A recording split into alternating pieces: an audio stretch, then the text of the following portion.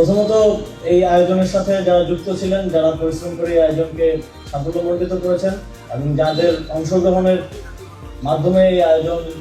অর্থবহ হয়েছে, আর শিশুপুর কোমলমতি মাদ্রাসা শিক্ষার্থীদেরকে আমি ধন্যবাদ জানাই। এবং আগামী দিনগুলোতে আমরা আরো বড় পরিসরে শুধু মুরাদনগর না, সারা দেশের পবিত্র মাহে রমজান মাসে যেন আমাদের পবিত্র ধর্মগ্রন্থ আল কোরআন নিয়ে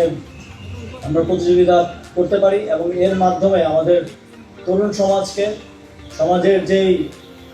খারাপ প্র্যাকটিসগুলো আছে, যেমন মাদক আছে, সন্ত্রাস আছে, সেখানে যেন তারা জড়িয়ে না পড়ে, সেটা নিশ্চিত করার জন্য এই ধরনের কর্মসূচি আমরা আরো দেশব্যাপী নিব।